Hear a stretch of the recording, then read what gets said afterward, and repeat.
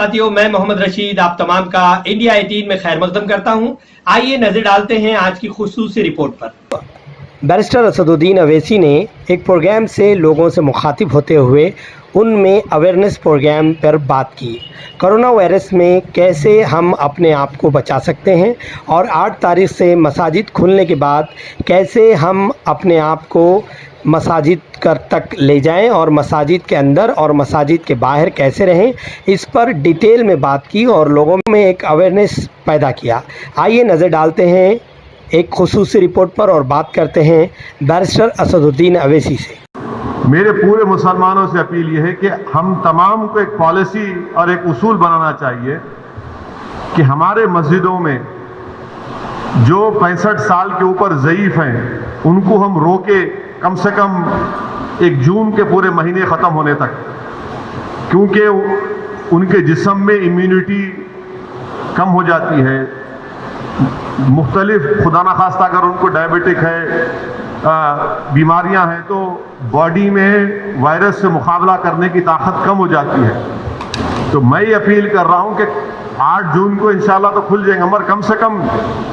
जून के ख़त्म होने तक हमारे जो 65 साल के ऊपर जो ज़ईफ़ अफराद हैं उनको हम समझाएं, उनसे रिक्वेस्ट करें कि कम से कम जून के ख़त्म होने तक आप थोड़ा मस्जिद को मत जाइए, घर में नमाज़ पढ़िए। जो नौजवान हैं जो ज़रा मस्जिदों को कम जाते, अब वो जाकर मस्जिद को आबाद रखें। तीसरे ये कि मसाजिद में अगर कारपेट है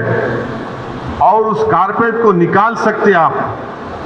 तो फौरन निकालकर पत्थर के ऊपर नमाज पढ़ना चाहिए, क्योंकि कारपेट में एपिडेमोलॉजिस्ट और जितने हेल्थ एक्सपर्ट से डॉक्टर्स वो बोलते हैं कि कारपेट में बहुत से जरासीम जम जाते और उससे हो सकता है कि खुदा ना खास्ता किसी को वायरस लग सकता। तो चौथी बात काम हमको ये करना चाहिए कि मसाजिद में बैतुल खला और वज़ू का इंतज़ाम ना रखें,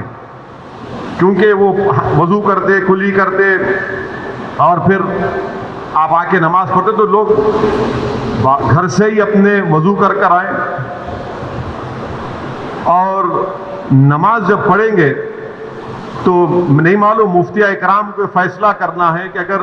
पूरी दुनिया में जहाँ जहाँ मसाजिद खोले गए, चाहे वो मस्जिद नबवी हो, हरम शरीफ मक्के में हो या टर्की हो या दूसरे मुकामात पर, हमेशा की तरह जो खंडे से खंडा मिलाकर सब बनती थी वैसा नहीं बन रही अब। तो क्या मुफ्तिया इकराम ये फैसला दे सकते पूरे मुल्क में कि भाई जब 8 तारीख से मसाजिद खोले जाएंगे तो सोशल डिस्टेंसिंग को बरकरार रखते हुए हम सब बंदी करें नमाज की? ये हमारे मुफ्तियों को सोचना पड़ेगा कि कितना ये कर सकते क्या, क्योंकि मुख्तलिफ ममालिक में हो रहा है। तो मैं तो गुजारिश करूँगा हमारे उलमाओं से कि वो भी इसका फैसला कर ले, मगर दूसरे जो 4 चीज़ें मैं कहा हूँ उस पर यकीनन गौर करिए आप। मैं किसी से नहीं कह रहा हूँ कि मस्जिद को मत जाइए, मैं ये कह रहा हूँ कि आप सही कह रहे हैं कि वायरस अभी बढ़ रहा है, वायरस ख़त्म नहीं हुआ है, वायरस बढ़ रहा है अभी। और ख़ास तौर से जो हमारे 65 साल के ऊपर के जो लोग हैं और जो लोग मुख्तलिफ अमराज के शिकार हैं, जिसको किडनी की बीमारी है, हार्ट की है, लंग्स की है, डायबिटिक हैं, उनको तो और एहतियात करने की ज़रूरत है, बहुत एहतियात करने की ज़रूरत है उनको, क्योंकि उनकी जान को बचाने का है। यकीनन हमको एक रूहानी और क़ल्बी सुकून मिलता है जब हम अल्लाह के घर में जाकर सर्वसजूद होते हैं, मगर इस्लाम की हम तालीमात भी है कि जान बचाइए। और अगर खुदा ना खास्ता किसी को ये वायरस होता है तो फिर उनके घर वालों को, उनसे जो मुलाकात किए,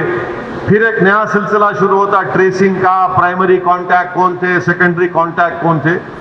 ये मेरे एहसासात हैं और ये उसी वक्त होगा जब हमारे तमाम मुफ्तिया इकराम, चाहे वो किसी भी मकतब फ़िक्र के हों,